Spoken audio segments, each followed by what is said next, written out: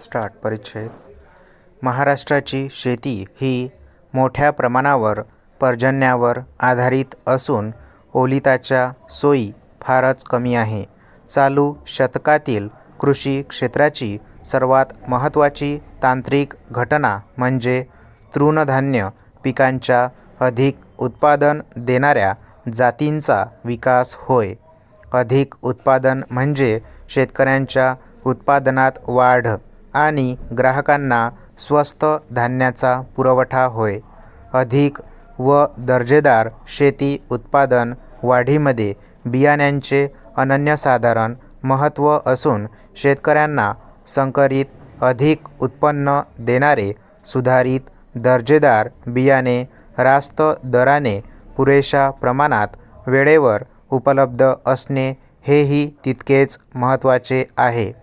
रब्बी ज्वारी हे एक महत्त्वाचे अन्नधान्याचे पीक असून त्याचा वापर धान्य आणि कडबा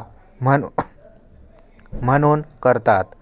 आरोग्याच्या दृष्टीने रोजच्या जेवणात ज्वारीच्या भाकरीचे महत्त्व वाढत आहे.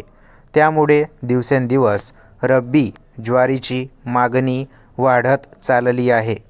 महाराष्ट्रात रब्बी ज्वारीचे उत्पादन कमी असण्याचे प्रमुख कारण म्हणजे हे पीक मोठ्या प्रमाणावर कोरडवाहू भागात खरीप हंगामात पडणाऱ्या पावसाच्या जमिनीतील साठविलेल्या ओलाव्यावर घेतले जाते. महाराष्ट्रात भाजीपाला पिकांची लागवड प्रामुख्याने वर्षभर केली जाते. रब्बी हंगामात प्रामुख्याने कांदा, लसूण, टोमॅटो, घेवडा इत्यादी भाजीपाला पिकांची लागवड व्यापारी तत्त्वांवर मोठ्या प्रमाणात राज्यात केली जाते. या सर्व भाजीपाला पिकांना थंड हवामान मानवते. त्यामुळे रब्बी हंगामात या पिकांची लागवड फायदेशीर ठरते आणि चांगले उत्पन्न मिळण्यास मदत होते. परिच्छेद. भाजीपाला पिकाच्या यशस्वी उत्पादनासाठी खतांचे नियोजन करणे महत्त्वाचे आहे.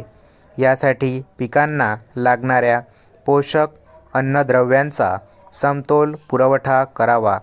पिकांची अन्नद्रव्यांची गरज भागविण्यासाठी जास्तीत जास्त सेंद्रिय खतांचा वापर करावा.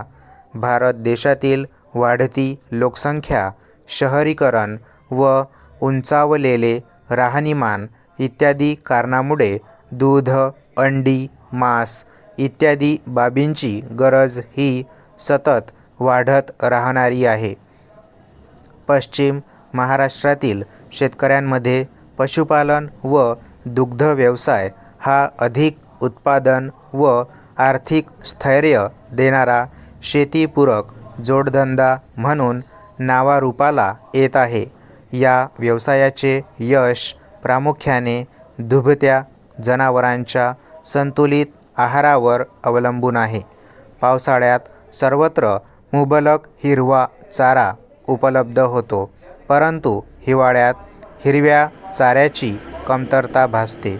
थंडीच्या दिवसात तापमानात घट झाल्याने चारा पिके व त्यांची वाढ मंदावते व त्याचा फटका दुभत्या जनावरांच्या दूध उत्पादनावर होतो. हे टाळण्यासाठी रब्बी हंगामात चारा पिकांचे योग्य नियोजन करणे गरजेचे आहे. रब्बी हंगामात येणारी वेगवेगळी चारा पिके, त्यांच्यापासून मिळणारे चाऱ्याचे उत्पन्न या सर्व बाबींचा विचार रब्बी हंगामातील चारा पिकांचे नियोजन करताना आवश्यक आहे. स्टॉप.